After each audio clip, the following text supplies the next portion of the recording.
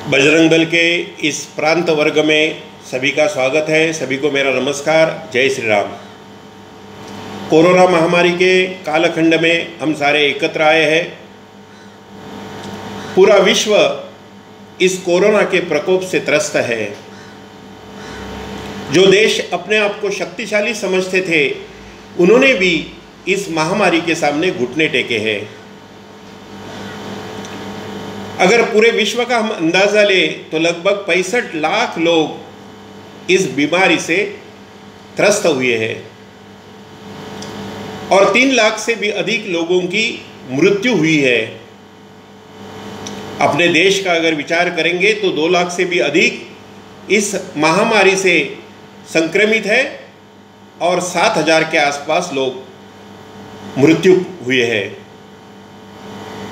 पूरे समाज में, पूरे देश में अगर देखेंगे तो एक हताशा का, निराशा का, आगे क्या होगा, लॉकडाउन कब उठेगा, इस प्रकार का भाव हर एक के मन में है। और ऐसी कठिन स्थिति में हम बजरंग दल के, विश्व हिंदू परिषद के, परिवार के सारे कार्यकर्ता अपनी सेवा में लगे हुए हैं। दिहाड़ी मजदूर हो, उनके घर में अनाज की किट देनी हो, या जो प्रवासी मजदूर हो, वो जहाँ पर अपने गांव जाने के लिए निकलते हैं वहाँ पर उनको फूड पैकेट्स देने हो, इन सारे कामों में बजरंग दल के कार्यकर्ता अपनी जान हथेली पर लेकर काम कर रहे हैं। हम बजरंग दल के कार्यकर्ता हैं, अपने अपने स्थान पर हम एकत्र आते हैं, बजरंग दल की प्रार्थना कहते हैं, कभी हनुमान चालीसा कहते हैं, एकात्मता मंत्र कहते हैं। हमारे प्रार्थना की जो 2 पंक्तियां हैं वो हम सबको मालूम है। शिवम शाश्वतम रामदूतम बलिष्ठम प्रदीप्तानम वानराणामधीशम। और जब हनुमान चालीसा कहते हैं तो उसमें भी एक वाक्य है, महावीर विक्रम बजरंगी कुमति निवार सुमति के संगी। हम सारे कार्यकर्ता हैं। हम क्यों काम कर रहे हैं, ऐसा अगर किसी ने पूछा तो हम कहेंगे, शुभे वत्सले मातृभूमे नमस्ते, त्वमे मासी माता विधात्री धरित्री। यानी नमस्ते सदा वत्सले मातृभूमे, त्वमे हिंदू भूमे सुखम वर्धितोहम। यानी हम काम कर रहे हैं हमारी मातृभूमि के लिए, हमारे देश के लिए, हमारे समाज के लिए। यह मातृभूमि केवल जमीन का टुकड़ा नहीं, हमारा एकमात्र देश है जो इस भूमि को माता कहता है। अन्य कोई भी देश अपने राष्ट्र को, अपनी भूमि को माता नहीं कहता। और इसलिए अटल जी अपनी कविता में कहते थे, यह देश केवल जमीन का टुकड़ा नहीं, यह तो जीता जागता राष्ट्र पुरुष है। यह तर्पण की भूमि है, यह अर्पण की भूमि है, यह वंदन की भूमि है, यह अभिनंदन की भूमि है। इसका कंकर कंकर शंकर है और इसका बिंदु बिंदु गंगा जल है। हम जिएंगे तो इसके लिए और हम मरेंगे तो इसके लिए। यानी इस प्रकार का भाव हमारे देश में मातृभूमि के प्रति है। हमारे संतों ने, हमारे ऋषि मुनियों ने मातृभूमि का वर्णन किया है, रत्नाकरा दौतपदा हिमालय किरीटिनीम ब्रह्म राजश्री रत्नाढ्या वंदे भारत मातरम। यानी समुंदर जिस माता के चरण धोता है और हिमालय जिसका मुकुट है, वह माँ मेरी मातृभूमि है, वह रत्नों की खान है। एक समय था हम विश्व के कोने कोने में फैले थे। आज हम म्यांमार का नाम सुनते हैं, ब्रह्मदेश का नाम सुनते हैं। उस म्यांमार में लोकमान्य तिलक जी को जेल में रखा था और उस म्यांमार के मंडाले के जेल में लोकमान्य तिलक जी ने गीता रहस्य नाम की किताब लिखी। वह म्यांमार एक समय अपने अखंड भारत का हिस्सा था। इंडोनेशिया का नाम हमने सुना है, इंडोनेशिया मुस्लिम देश है आज, लेकिन उसकी एयरलाइंस का नाम है गरुड़ एयरलाइंस। उसके करेंसी पर गणपति का चित्र हमको दिखाई देता है और वहाँ के बच्चे कोई सांस्कृतिक कार्यक्रम पेश करते हैं तो रामायण और महाभारत की झांकियाँ पेश करते हैं। उनको लोगों ने पूछा, अरे तुम तो मुस्लिम हो और रामायण महाभारत पर आप नृत्य नाटिका पेश कर रहे हैं। तब वो कहते हैं, हमने हमारे पुरखे बदले हैं, हमने हमारा धर्म बदला है, हमने हमारे पुरखे नहीं बदले। यानी इंडोनेशिया में भी हमारी संस्कृति, हमारे विचार, हमारे जीवन मूल्य वहाँ पर पहुँचे थे। नेपाल हो, तिब्बत हो, ईरान, इराक हो, जापान में गणपति की मूर्तियाँ मिलती है। यानी एक समय हमारे पुरखे इस संस्कृति की ध्वजा लेकर कहाँ कहाँ गए थे, यह सोचने की आवश्यकता है। और इसलिए जब अपने काम का विचार करते हैं तो कार्यकर्ता इस नाते मेरी तत्व प्रणाली, मेरे काम का अधिष्ठान क्या है, मुझे कहाँ जाना है, मैं क्यों काम कर रहा हूँ, यह स्पष्टता होने की आवश्यकता है। और जब मैं मुझे कहाँ जाना है इसका विचार करता हूँ तो एक छोटी बच्ची की कहानी मुझे याद आती है। उस कहानी का नाम है एलिस इन वंडरलैंड। एलिस नाम की बच्ची है, अपने माँ के साथ मेले में घूमने जाती है। मेले की चकाचौंध, सारा वातावरण देखकर वो एकदम खुश हो जाती है, आनंदित हो जाती है और उसको पता ही नहीं चलता माँ का हाथ कब छूट गया। मेला खत्म होता है, सब लोग अपने अपने घर निकल जाते हैं। अब लड़की देखती है माँ कहाँ दिखाई नहीं देती, उसे रोना आता है, रोने लगती है और रोते रोते माँ को ढूंढते ढूंढते वो रास्ते के किनारे पर आ जाती है, खूब रोने लगती है। एक बिल्ली उसको रोती हुई देखती है और पूछती है, बेटी तू क्यों रो रही है? वो बच्ची कहती है, मेरी माँ दिखाई नहीं देती, मुझे घर जाना है। तू रो मत, मैं तुझे तेरी माँ से मिला सकती हूँ, मुझे बता दे तेरा घर कहाँ है, तेरा पता कहाँ है। तू अगर तेरा पता बताएगी, तुझे कहाँ जाना है ये बताएगी, तो मैं तुझे तेरे घर तक छोड़ सकती हूँ। छोटी बच्ची कहती है कि मुझे अगर ये पता होता तो मैं ही जाती, मुझे पता नहीं है मुझे कहाँ जाना है, मेरे घर का मुझे पता नहीं, मेरा रास्ता मुझे मालूम नहीं है। ये कहानी हम हिंदुत्व के लिए काम करने वाले प्रत्येक कार्यकर्ता ने ध्यान में रखनी चाहिए। मैं जो काम कर रहा हूँ वो क्यों कर रहा हूँ, मुझे कहाँ जाना है, मैं किस लिए काम कर रहा हूँ, मैं जिस हिंदू धर्म के लिए काम कर रहा हूँ वो धर्म क्या है, उस धर्म में और अन्य धर्मों में क्या फर्क है, इसकी जानकारी मुझे होनी चाहिए। मैं हिंदू हूँ यानी क्या हूँ, मेरा नाम मोहन सालेकर है इसलिए मैं हिंदू हूँ, मेरा नाम आशीष चौहान है इसलिए मैं हिंदू हूँ, मेरा नाम सरदेसाई है इसलिए मैं हिंदू हूँ। हिंदू होना यानी धर्म यानी कर्तव्य के साथ जुड़ना। मेरा इस समाज के साथ, मेरा मेरे परिवार के साथ, मेरा मेरे देश के साथ, मेरे राष्ट्र के साथ क्या रिश्ता है, यह समझना यानी मेरे धर्म का पालन करना। और इसलिए ये जो कहानी है, ये कहानी हमको मार्गदर्शन करती है कि मुझे कहाँ जाना है, इसकी जानकारी प्रत्येक कार्यकर्ता को होनी चाहिए। मेरा अधिष्ठान क्या है, ये प्रत्येक कार्यकर्ता को मालूम होना चाहिए। हम बजरंग दल के कार्यकर्ता हैं, कठिन परिस्थिति में काम करना यह तो हमारा स्वभाव है। और इसीलिए काम करते समय हमारे सामने कविता की एक पंक्ति याद आती है। वो कविता में कवि कहता है, हार नहीं मानूंगा, ठान नहीं मानूंगा, काल के कपाल पर गीत नया लिखूंगा। यानी हमारे काम का सूत्र एक है, यही है, हम हार मारने वाले से नहीं है। जब मैं बजरंग दल के काम का विचार करता हूँ, कार्यकर्ताओं का विचार करता हूँ, तो मुझे छत्रपति शिवाजी महाराज के जीवन की एक घटना याद आती है। अभी 2 दिन पहले हमने छत्रपति शिवाजी महाराज का राज्याभिषेक मनाया।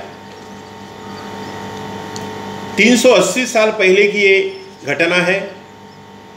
अफजल खान प्रचंड सेना लेकर शिवाजी महाराज को पकड़ने महाराष्ट्र में आते हैं। 1 लाख की सेना है, महाराज प्रतापगढ़ पर है। अफजल खान की सेना जिस रास्ते से आती है उस रास्ते में जितने भी मंदिर उनको दिखाई देते हैं, जिनके भी मठ दिखाई देते हैं, वो सारे ध्वस्त करते हुए वह सेना आगे बढ़ती है और प्रतापगढ़ के पास आकर उस गढ़ को चारों तरफ से घेर लेती है। अभी महाराष्ट्र तक ये खबर पहुंचती है, अब करे क्या? खान की 1 लाख की सेना और हमारे पास तो 10,000 सैनिक है। ये 10,000 सैनिक अगर मैदान में खान की सेना से लड़ेंगे तो मृत्यु को अपनाना यही उसका अर्थ होगा। आज की भाषा में हारागिरी करना यह उसका अर्थ होगा। और इसीलिए शिवाजी महाराज खान तक एक संदेशा पहुंचाते हैं कि खान साहब, आपकी सेना प्रचंड है, आप बड़े शक्तिशाली वीर पुरुष हो, आपके साथ तो मैं लड़ नहीं सकता और इसीलिए मैं आपको मिलना चाहता हूं, मुझे थोड़ा सा समय दीजिए, मैं डर गया हूं। खान खुश होता है, सोचता है कि अब ये महाराष्ट्र का चूहा मेरे हाथ में आ जाएगा, मेरे पकड़ में आ जाएगा। और इसीलिए खान कहते ठीक है, कोई बात नहीं, हम लोग तो यहाँ डेरा डाले हैं, तुम्हारे किले को चारों तरफ से घेरा है। महाराज ये संदेशा पहुँचाने के बाद तैयारी में लगते हैं। उनको मालूम है कि खान को अगर मौका मिलेगा तो मेरा हिंदवी स्वराज्य का सपना यह साकार नहीं होगा। और इसीलिए शिवाजी महाराज प्लानिंग करते हैं, आज की भाषा में आउट ऑफ बॉक्स विचार करते हैं।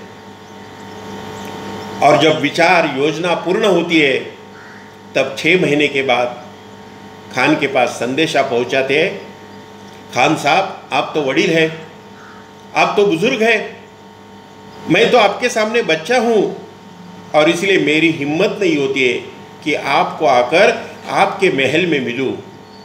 मेरी आपसे प्रार्थना है कि आप मुझे अपना बच्चा समझकर मिलने के लिए आइए। खान खुश होता है, उसको लगता है कितना ये चूहा डर गया। और मिलने की तारीख तय होती है। शिवाजी को पता है कि इसको अगर मौका मिलेगा तो ये मुझे ख़त्म करने वाला है, इसीलिए सारी तैयारी के साथ मिलने के दिन शिवाजी महाराज उस स्थान पर पहुंचते हैं। जैसे ही खान शिवाजी महाराज को गले लगाता है, शिवाजी महाराज अपने सदरे में, अपने पोशाक में छुपाए हुए वाघ नख निकालते हैं और खान की आंतड़ियां बाहर निकालते हैं। दोस्तों, कहानी महत्वपूर्ण है, आज के काल से सुसंगत है। 6 महीने तक खान ने घेरा था प्रतापगढ़ को, यानी आज की भाषा में अगर कहे तो एक तरह से लॉकडाउन था। उस लॉकडाउन की स्थिति में शिवाजी महाराज हाथ पर हाथ रखकर नहीं बैठे, उन्होंने योजना बनाई। इस कठिन स्थिति से क्या रास्ता निकल सकता है, इसके बारे में विचार किया और खान को ख़त्म करने का पूरा प्लानिंग करके वो मिलने के लिए गए। हमारे सामने छत्रपति शिवाजी महाराज का आदर्श है। आज कोरोना की स्थिति में सारा समाज असहाय महसूस कर रहा है। ऐसे स्थिति में समाज का हौसला बढ़ाने का काम हमको करने की आवश्यकता है, क्योंकि हमने बजरंग दल का काम करने का दायित्व लिया है। हमारे सामने हनुमान जी का उदाहरण है, सीता की खोज में निकले थे, कितना पुरुषार्थ उन्होंने किया और अपने शक्ति का परिचय रावण को हो, इसीलिए लंका जलाकर वापिस राम जी को मिलने के लिए आए। हम कार्यकर्ता हैं, कार्यकर्ता को अपना खुद का संगठन करना चाहिए। अगर वो खुद संगठित नहीं होगा तो समाज को संगठित कैसे करेगा? उसके वाणी और कृति में अगर अंतर दिखाई देगा तो कौन उसकी बातों पर विश्वास रखेगा? हम संघ परिवार से जुड़े हुए संस्था के कार्यकर्ता हैं, इसीलिए लोग अपनी ओर अलग दृष्टि से देखते हैं। इसलिए जब हम कार्यकर्ता करके समाज में घूमते हैं तो हमको ये सोचना चाहिए कि मेरा व्यवहार कैसा है, मेरी बोलने की पद्धति कैसी है, मेरा पोशाक कैसे है, इसके बारे में भी विचार करने की आवश्यकता है। हम सबको लालटेन मालूम है, कंदील मालूम है। लालटेन हम सब ने देखा होगा गांव में। उस लालटेन की जो कांच है, उस कांच के अंदर वह अग्नि है, वह ज्योति है। वो कांच पर अगर धूल जमा है या कांच को कोई कलर दिया हुआ होगा तो अंदर जो ज्योति है उसका प्रकाश हमको दिखाई नहीं देगा। हम बजरंग दल के कार्यकर्ता उस ज्योति के बाहर लगाई हुई कांच के समान है। हमारे हृदय में जो ध्येयवाद है, हमारे हृदय में जो हिंदुत्व का विचार है, वो दिखाई देने का साधन यानी हम है। हमारा व्यवहार यानी उस कंदील की जो कांच है, उस लालटेन की जो कांच है, वह है। वह लालटेन की कांच जितनी स्वच्छ होगी, साफ होगी, उतनी ही अंदर की ज्योति स्पष्ट दिखाई देगी। यानी हम कार्यकर्ता करके जब लोगों को जोड़ने का विचार करते हैं, लोगों को अपने साथ लेने का विचार करते हैं, हिंदू समाज को संगठित करने का विचार कर रहे हैं, तब हमको ये सोचने की आवश्यकता है कि मेरा व्यवहार कैसे है, मेरा चारित्र्य कैसा है, मेरा पहराव कैसे है, मेरी बोलचाल की शैली कैसी है, इसके बारे में भी सोचने की आवश्यकता है। मेरा अनुशासन, कोई भी काम अगर सफल करना है तो अनुशासन महत्व का है। हम अगर अनुशासन का पालन नहीं करेंगे तो कोई भी काम सफल नहीं होगा। मैं हमेशा अनुभव करता हूं कि अपनी कोई बैठक होगी, अगर 5 बजे का समय दिया है तो 6 बजे तक बड़े मुश्किल से लोग आते हैं, और जब बैठक खत्म होने का समय आता है तब तक लोग आते रहते हैं। मुझे एक घटना याद आती है, जब 1984 के बाद मैं विश्व हिंदू परिषद का काम करता था और 90 के बाद माननीय मिलिंद जी परांडे अपने कोंकण प्रांत में संगठन मंत्री इस नाते आए, और उस समय जो एक प्रसिद्ध चित्रकार थे, अभी वो है ही नहीं, वो गुजर गए, मकबूल फिदा हुसैन, MF हुसैन, उन्होंने अपनी देवी देवताओं की नग्न चित्र निकाले। काफी रोष समाज में था, लोगों ने काफी आलोचना की। बजरंग दल इस नाते हमने सोचा कि हमने भी इसके बारे में कुछ आवाज उठाना चाहिए, और इसलिए उसके घर के सामने घोषणा देना, निदर्शन करना, ऐसा कार्यक्रम तय हुआ। हम लोग कुलाबा में मिलने का तय हुआ। सुबह 10 बजे का समय था। मैं और माननीय मिलिंद जी 10 बजे वहाँ पहुँचे। 10:30 हो गए, 2 लोग आए, 11 हो गए और 2 आए, 11:30 हुए, 11:30 और 4 लोग आए, यानी कुल मिलाकर हम 8 लोग हुए। मिलिंद जी ने पूछा कि अब क्या करेंगे, 8 लोगों में किस प्रकार का आंदोलन कर सकते हैं, अभी तो हमको घर में जाना है। तब कार्यकर्ताओं ने कहा कि भाई अब आए हैं तो कुछ घोषणा तो देकर जाएंगे, यानी कुछ किया ऐसा हमको लगेगा। और इसीलिए हम मकबूल फिदा हुसैन के बिल्डिंग के नीचे इकट्ठे हुए। वहाँ पर इकट्ठे हुए, घोषणा देने लगे। मैं और मिलिंद जी बाजू में खड़े रहे, और घोषणा देते देते उनमें से 2 लोगों में क्या हुआ पता नहीं, वो सीधा वहाँ दौड़कर उस MF हुसैन के घर में घुस गए, उसके घर का दरवाज़ा तोड़ा और अंदर से कुछ सामान निकालकर, यानी हम अंदर गए थे, उसका चिन्ह इस नाते, उसका पुरावा इस नाते, उसका प्रूफ इस नाते कुछ पुस्तकें लेकर आए। अभी हमने तो ये सोचा नहीं था कि हम ऐसा करेंगे करके। कार्यकर्ताओं को स्पष्ट बताया था कि भाई 8 ही लोग हैं, 8 लोगों में क्या आंदोलन करना, इसलिए केवल घोषणा देकर जाएंगे। लेकिन अनुशासन के अभाव के कारण वो सब घुस गए अंदर। ठीक है, जो हुआ सो हुआ, ये सोचकर हमने कहा कि भाई अभी जो हो गया वो हो गया, अभी आप अपने अपने घर चले जाइए, और हम लोग ग्रैंड रोड कार्यालय में आए। उसके बाद हमको पता नहीं क्या हुआ, लेकिन 1 घंटे के बाद हमारे पश्चिम उपनगर के कुछ कार्यकर्ता बस से उतरे और जय श्री राम की घोषणा देते हुए उसके बिल्डिंग तक आ रहे थे। अभी जब उसके घर को तोड़ा था तो पुलिस सारी चौकन्नी हो गई थी, पुलिस वहाँ पर आई थी। इनको पता नहीं था ऐसा कुछ हुआ है करके, ये देरी से लेट लतीफ़ आए थे। अभी पुलिस को भी अच्छा लगा, बोले वाह वाह बहुत अच्छा, आइए आइए। उनको सबको गाड़ी में बिठाया और 3 दिन तक वो जेल में रहे। यानी अगर समय का पालन किया होता तो दोनों बातें नहीं होती, लेकिन अनुशासन नहीं रहेगा तो हम अपने संगठन के लिए कितनी मुसीबतें खड़े कर सकते हैं, अपने लिए भी और संगठन के लिए भी, यह सोचने की आवश्यकता है। इसलिए कार्यकर्ता इस नाते जब विचार करते हैं तो हमको अनुशासन के बारे में, अपने व्यक्तिगत अनुशासन के संदर्भ में हमको सोचने की आवश्यकता है। हमारा काम लोगों को जोड़ने का है, हमारा काम तोड़ने का नहीं है। एक एक कार्यकर्ता जोड़ना यह हमारा काम है। और जुड़ा हुआ कार्यकर्ता भले ही मेरे व्यक्तिगत प्रभाव के कारण इस काम में आया होगा, लेकिन उसका जो प्रवास है आगे का, वो व्यक्तिगत संपर्क के बजाय विचारों के आधार पर होना चाहिए। वह विचारों के कारण जुड़ना चाहिए, यह अपना प्रयास होना चाहिए। और वह विचारों के कारण, प्रत्यक्ष अपने व्यवहार के कारण, अपने आचरण के कारण जुड़ जाएगा तो दीर्घ समय तक अपने काम में रहेगा।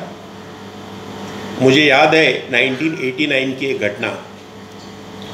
संघ के संस्थापक डॉक्टर हेडगेवार जी, उनकी जन्म शताब्दी पूरे देश में मना रहे थे और उस जन्म शताब्दी के निमित्त अनेक सेवा के काम खड़े करना और ऐसे सेवा के काम के लिए लोगों से धन संग्रह करना, ऐसा एक विषय आया था। तो मैं शाखा में जाने लगा था, इसलिए मुझे भी कहा गया कि ये ज्येष्ठ स्वयंसेवक है, उनके साथ शाम को प्रतिदिन तुमको 2 घंटा घूमना है। तो मैंने कहा कोई बात नहीं, मैं तो बैंक में नौकरी करता था उस समय। तो मेरे साथ जो ज्येष्ठ स्वयंसेवक थे पांडुरंग वैती, उनके साथ एक बिल्डिंग में मैं गया और पहले माले पर, पहली मंजिल पर जो घर था, उस घर के बाहर नाम लिखा था दिघे, यानी हिंदू का ही घर था।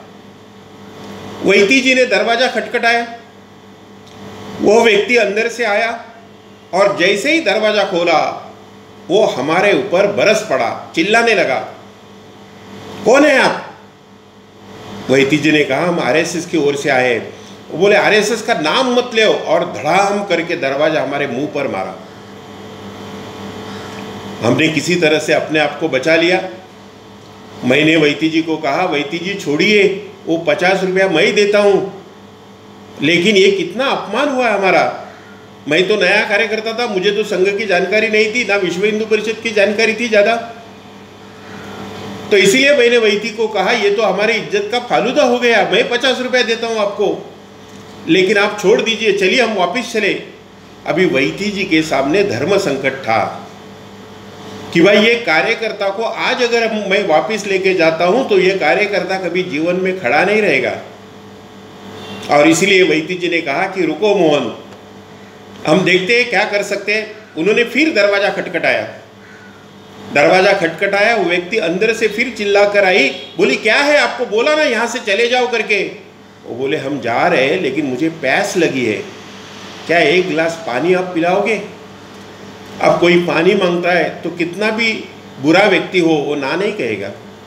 व्यक्ति अंदर गया, 1 गिलास में पानी लेकर आए और वैती जी को दिया। वैती जी बोले मेरी उम्र ज़रा ज़्यादा है, मेरे पाँव दर्द करते हैं, क्या मैं बैठकर पानी पी सकता हूँ? उस व्यक्ति ने हाँ कहा। वैती नीचे बैठ गए कुर्सी पर और पानी पीते पीते वो संघ के सारे काम बताने लगे। और जैसे जैसे काम बताने लगे उस व्यक्ति की उत्सुकता बढ़ी। वो अंदर गया, अपने कपाट से 251 रुपये लेकर आया और वैती के हाथ में रखकर कहा कि आप ज़्यादा जानकारी दोगे तो ज़्यादा पैसे देने की मेरी इच्छा होगी। अब एक कार्यकर्ता करके मेरे लिए एक सीख थी। यानी एक ज्येष्ठ कार्यकर्ता ने अपने व्यवहार से संगठन के प्रति मेरी निष्ठा बढ़ाई थी। हम जब पुराने कार्यकर्ता है 2 साल 4 साल 5 साल काम करते हैं तो हमको भी अपने व्यवहार से, अपने आचरण से, हमारे प्रत्यक्ष दर्शन से हमको कार्यकर्ता जोड़ने हैं। हम अकेले कितने दिन तक काम कर सकेंगे? कभी न कभी हम थक जाएंगे, कभी न कभी कोई अड़चन आएगी, कभी न कभी किसी कारणवश हमको एक स्थान से दूसरे स्थान पर रहने के लिए जाना पड़ सकता है। और इसीलिए जब मैं नहीं रहूँगा तो कौन काम करेगा, इसका विचार हमको सतत करने की आवश्यकता है। कार्यकर्ता करके हम जब काम करते हैं तो अपने ध्येय पर, अपने उद्देश्य पर हमारा पूरा भरोसा होना चाहिए। हवा का रुख बदल गया और हमारा विश्वास ढल गया, ऐसी स्थिति नहीं होनी चाहिए। हम अड़िग होने चाहिए। जैसे डॉक्टर हेडगेवार जी ने कहा था, हाँ मैं केशव बलिराम हेडगेवार कहता हूं कि ये हिंदू राष्ट्र है। परिस्थिति कैसी भी आएगी, आज अपने विचारों के अनुकूल लोगों की सत्ता है, शायद कल नहीं रहेगी, लेकिन फिर भी अपने विचार पर हमको अड़िग रहने की आवश्यकता है और हमारा विश्वास अपने विचारों पर से टूटना नहीं चाहिए। मुझे एक घटना याद आती है। मैं प्रभादेवी में रहता था, 1984 साल था। इंदिरा गांधी के हत्या के बाद चुनाव हुए थे और उस चुनाव में राजीव गांधी यानी कांग्रेस को 410 सीटें लोकसभा में मिली थी। बीजेपी का पूरा सफाया हुआ था, केवल 2 सीटें चुनकर आई थी। 3 दिन तो मैं घर से बाहर नहीं निकला था और चौथे दिन जब बाहर निकले, शाखा पर गए थे। शाखा खत्म होने के बाद रास्ते से चल रहे थे, मेरे साथ एक ज्येष्ठ स्वयंसेवक थे, दाते। हम जा रहे थे, सामने से कांग्रेस के एक नगर सेवक ने देखा ये 2 लोग आ रहे हैं। वो खुश हुआ कि अभी इनका मजाक उड़ाते हैं और इसीलिए नजदीक आकर कहा, क्या दाते जी क्या हुआ, आपके कितने चुनकर आए? दाते जी ने कहा, हमारे 543 चुनकर आए। क्यों मजाक कर रहे हो दाते जी, आपके तो केवल 2 आए। दाते जी ने कहा, आपने संघ का स्वयंसेवक इस नाते मुझे पूछा, इसलिए मैंने जवाब दिया हमारे 543 आए। लेकिन अभी जो आपने प्रश्न पूछा और हमारा मजाक उड़ाने के लिए प्रश्न पूछा, उसका मैं जवाब देता हूं। आज 1984 साल है, आज हमारे 2 लोग आए हैं, हमारे विचार के 2 लोग चुनकर आए हैं, लेकिन आप लिख कर रखिए, इसी हिंदुत्व के विचार को मानने वाले लोग 15 साल के बाद एक संघ का स्वयंसेवक इस देश का प्रधानमंत्री होगा। हमारी बातचीत खत्म हुई। मैं दाते जी को कहा, दाते जी आपने क्या कहा? वो बोले, मैं पूरे विश्वास के साथ कह रहा था, क्योंकि मुझे दिखाई दे रहा है यही विचार केवल अपने देश को नहीं तो विश्व को मार्गदर्शन कर सकता है। यानी कितना अड़िग विश्वास, कितनी निष्ठा, कितना अटल भरोसा अपने काम पर, अपने कार्य पद्धति पर और अपने जीवन मूल्यों पर। बजरंग दल के कार्यकर्ता है, तरुण है, अनेक आकर्षण सामने है और इसलिए स्वाभाविक है, ऐसा लगता है कि हमको कुछ न कुछ मिलना चाहिए, कम से कम एसईओ तो बनना चाहिए, किसी कमिटी पर जाना चाहिए, हमारे जेब में हमारा विजिटिंग कार्ड होना चाहिए। यानी ऐसी कुछ न कुछ अपेक्षा रहती है। और विशेष रूप से हम राजनीति के माहौल में ज़्यादा अपना समय बिताने लगते हैं। मुझे लगता है हम जो काम कर रहे हैं उस काम की श्रेष्ठता हमको समझनी चाहिए। मुझे एक अंग्रेजी कविता याद आती है। उस कविता के शब्द है, woods are lovely dark and deep, but I have promises to keep, and miles to go before I sleep, and miles to go before I sleep. एक कविता में एक छोटा बच्चा है, बकरियों को चराने के लिए जंगल में जाता है और जंगल का माहौल देखकर वो सोचता है कि अभी घर जाना नहीं चाहिए और इसीलिए वहीं पर बैठा रहता है। लेकिन कुछ समय बाद उसको याद आती है, अरे घर में अनेक काम है, मैंने मेरे पिताजी को, माँ जी को वचन दिया है कि मैं आकर ये करूँगा करके। और इसीलिए कवि इसमें कहता है कि ये निसर्ग सौंदर्य तो बहुत अच्छा है, लेकिन मैंने कुछ वचन दिया है, मैंने कुछ काम करने का तय किया है और इसीलिए मुझे बहुत चलना है, अनेक मीलों तक चलना है, मुझे बहुत काम करना है। मुझे लगता है कार्यकर्ता इस राते इस सारे राजनीति के माहौल में, इस सारे आकर्षण में अपने आप को सतत ये बताने की आवश्यकता है कि miles to go before I sleep, miles to go before I sleep. गत 1000 वर्ष से भी अधिक अपने देश पर सतत आक्रमण होते रहे। 15 करोड़ हिंदुओं का बलिदान इसमें हुआ है। हमारे लाखों माँ बहनों की इज्जत लूटी गई है।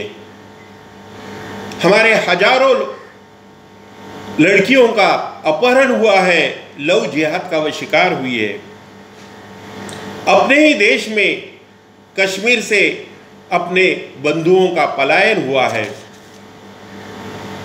हम जब इस आकर्षण के माहौल में जाएंगे तब हमको ये सब याद करना चाहिए।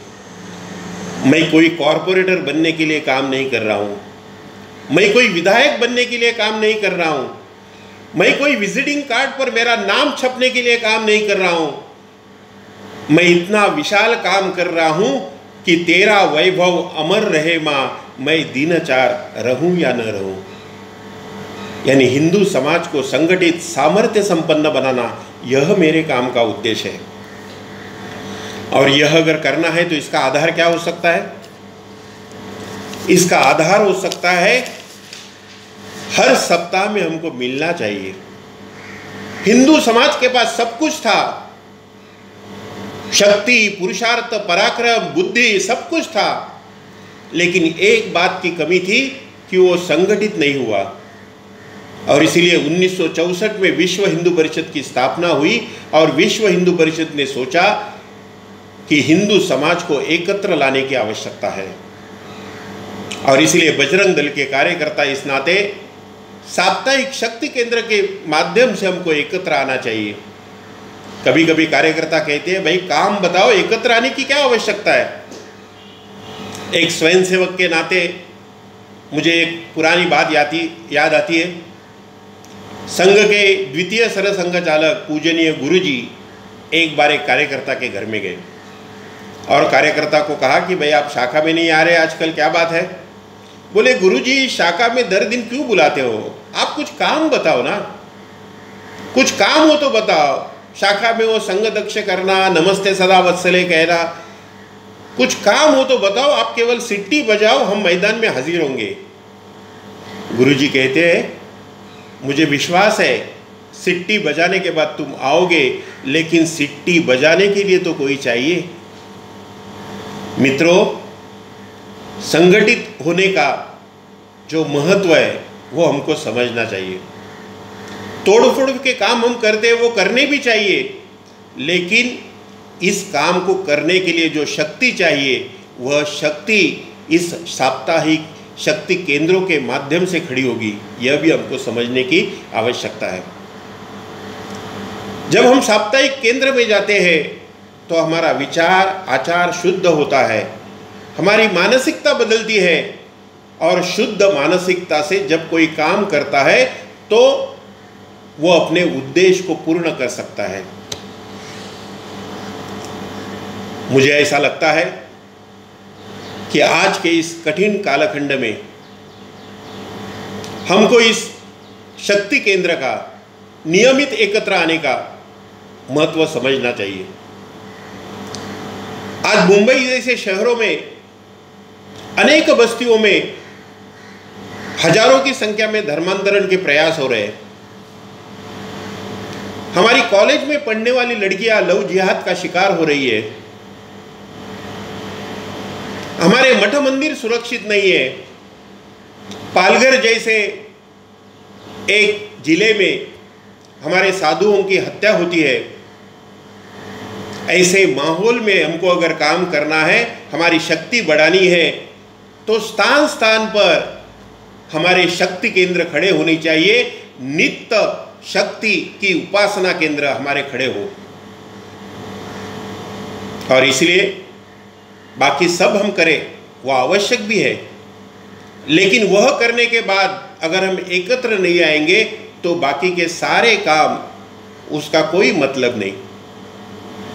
और इसलिए मुझे लगता है कि इस शक्ति केंद्र को हमको समझना चाहिए और उस दृष्टि से कुछ योजना बनानी चाहिए। आज के कोरोना के माहौल में अवसर भी है, चुनौती भी है। अनेक संकट हमारे सामने है। बेरोजगारी का संकट है, जाति के आधार पर, भाषा के आधार पर झगड़े लगाने की कोशिश कुछ लोग करेंगे। हमारे यहाँ के मजदूर जो अन्य प्रांत से आए थे वो अपने गांव चले गए हैं, इसलिए मजदूरों की भी समस्या है। आर्टिफिशियल इंटेलिजेंस यानी मजदूरों के बिना काम करना, इस प्रकार का भी एक विचार बढ़ रहा है। ऐसे माहौल में कुछ अवसर भी है, वो अवसर भी हमको समझने की आवश्यकता है। और सबसे बड़ा जो इसमें इस अवसर में भूमिका निभाने वाला है वो हमारा आशावाद, होप। हम होंगे कामयाब। हम कहते हैं ना, हम जहां कदम रखेंगे वो रास्ता होगा, इस प्रकार का विश्वास लेकर चलने वाले हम कार्यकर्ता हैं। एक कहानी कहकर मेरा विषय में समाप्त करने वाला हूं। जापान की कहानी है। जापान के दो राज्य में युद्ध होता है। बड़ा राज्य है, उसके पास बड़ी सेना है। छोटे राज्य की सेना बहुत कम है, संख्या में भी और शस्त्रों के मामले में भी।